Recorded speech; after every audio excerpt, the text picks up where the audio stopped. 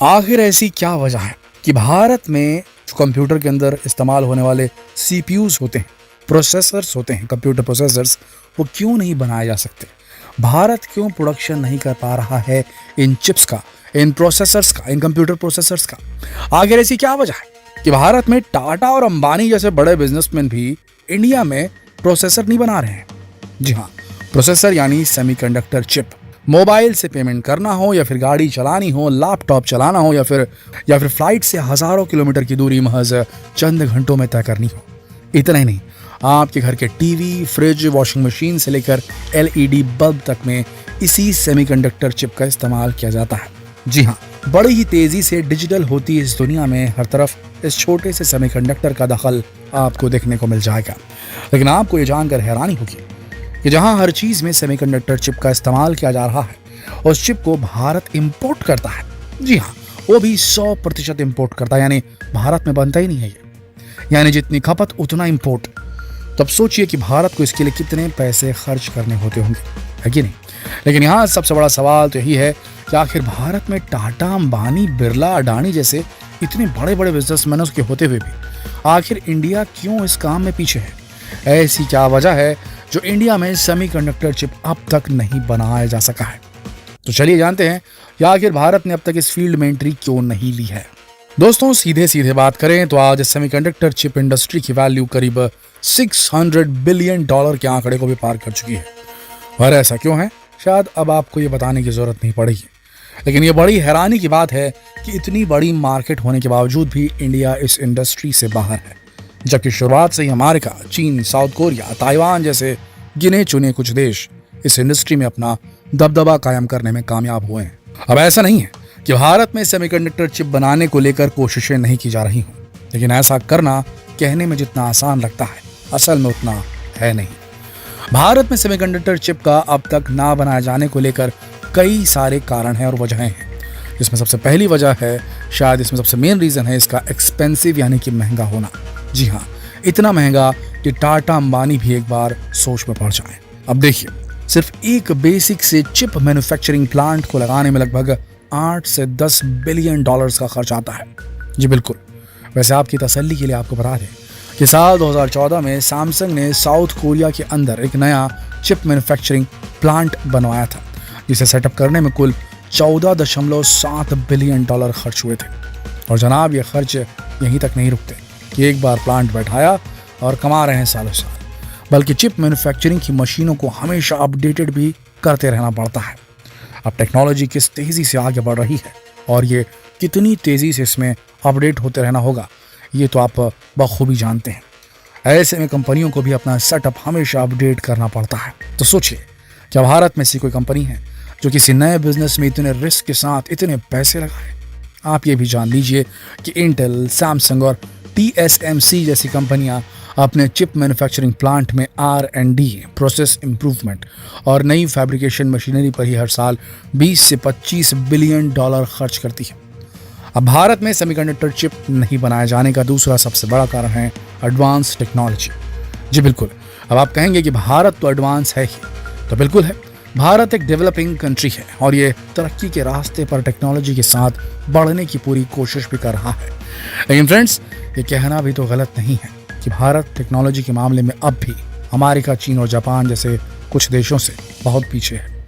फिर चाहे स्मार्टफोन का मामला हो या फिर 4G का, ऐसी कई टेक्नोलॉजीज के मामले में जिसमें भारत अब भी पीछे है।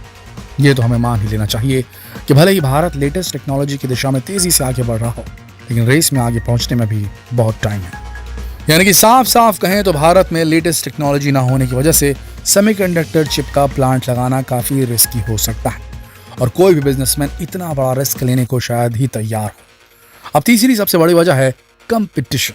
जी हाँ, दुनिया भर की बड़ी बड़ी कंपनियां इस मैदान में ऑलरेडी मौजूद हैं और आपको बता दें कि यहाँ भी कंपटीशन इतना ज्यादा टफ है कि आने वाले दिनों में American government $50 billion, Intel company $20 billion और TSMC अपनी नई फैब्रिकेशन फैसिलिटी पर $100 बिलियन की रकम खर्च करने वाली है। अब आप सोचिए कि क्या भारत का कोई भी बिजनेसमैन अपने अरबों रुपए ऐसे बिजनेस में लगाना चाहेगा जहां पहले से ही इतने मजबूत कंपटीटर्स मौजूद हो? अब आपको मालूम है सेमीकंडक्टर चिप बनाना कितना मुश्किल होता है, और जितना ये मुश्किल होता है, गलती होने पर लॉस के चांसेस भी बढ़ जाते हैं। आपको ये बात जानकर हैरानी होगी कि एक चिप के सिर्फ 1 स्क्वायर इंच जितने एरिया में अरबों ट्रांजिस्टर्स बने होते हैं, जहां इन ट्रांजिस्टर के बीच की दूरी को नैनोमीटर्स में नापा जाता है, जो कि 1 मीटर का 1 अरबवां हिस्सा होता है। 1 अरबवां, सोचिए जरा। जानकारों की माने तो एक छोटे से सेमीकंडक्टर को बनाने के प्रोसेस में 400 से 500 स्टेजेस होते हैं, और एक स्टेज में हुई गलती का मतलब है करोड़ों का नुकसान। यानी कि चिप फैब्रिकेशन में गलती की गुंजाइश बिल्कुल नहीं होती, क्योंकि एक छोटी सी गलती भी अरबों डॉलर का नुकसान करवा सकती है। यानी कुल मिलाकर देखा जाए तो सेमीकंडक्टर चिप बनाने में पैसा और रिस्क दोनों ही बहुत बड़ा है, और शायद इसीलिए कोई भी, यानी कि भारत का कोई भी बिजनेसमैन इस बिजनेस में हाथ डालना नहीं चाहता। लेकिन दोस्तों, हमें ये भी नहीं भूलना चाहिए कि वो भी एक वक्त था जब इंडिया में स्मार्टफोन की मैन्युफैक्चरिंग को नामुमकिन समझा जा रहा था। लेकिन आज देखिए, इंडिया में सैमसंग, ओवो, वीवो और वन प्लस जैसी लगभग सभी लीडिंग ब्रांड्स के स्मार्टफोन सक्सेसफुली मैन्युफैक्चर और असेंबल किए जा रहे हैं। और दोस्तों, आपको ये भी बता दें कि भारत सरकार इंडिया में चिप मैन्युफैक्चरिंग शुरू करवाने के लिए लगातार नए नए इंसेंटिव प्रोग्राम्स लेकर आ रही है।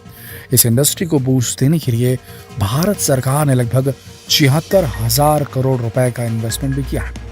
और अगर सरकार की कोशिशें रंग लाई तो हम भी बहुत जल्द इंडिया में सेमीकंडक्टर चिप्स बनते हुए भी देख पाएंगे। क्योंकि आपके लिए ये जानना भी जरूरी है कि भारत में फिलहाल ऐसी रिसर्च एंड डेवलपमेंट वाली कई कंपनियां हैं जो सेमीकंडक्टर चिप तो नहीं बनाती, लेकिन उससे जुड़े रिसर्च और डेवलपमेंट का काम करती है। अब आपको ये भी बता दें कि इंडिया में पेट्रोल और गोल्ड के बाद सबसे ज्यादा इंपोर्ट इलेक्ट्रॉनिक्स का ही होता है। फरवरी 2021 से अप्रैल 2022 के बीच 550 अरब डॉलर के इंपोर्ट बिल में अकेले इलेक्ट्रॉनिक्स आइटम की हिस्सेदारी 62.7 यानी कि 62.7 अरब डॉलर की थी। इसमें से लगभग 15 अरब डॉलर यानी कि 1.20 लाख करोड़ रुपए से ज्यादा का आयात सिर्फ सेमीकंडक्टर का ही होता है। दोस्तों, क्या आपको मालूम है कि फिलहाल दुनिया की इकोनॉमी इस छोटे से सेमीकंडक्टर चिप की वजह से डगमगाई हुई है, क्योंकि महामारी के काल के वक्त मैन्युफैक्चरिंग में हुई कमी की वजह से दुनिया भर में सेमीकंडक्टर चिप की डिमांड और सप्लाई में बड़ा अंतर आ गया है, जिसकी वजह से स्मार्टफोन, कंप्यूटर, लैपटॉप और गाड़ियों जैसे कई जरूरी चीज़ों के प्रोडक्शन में असर पड़ा है।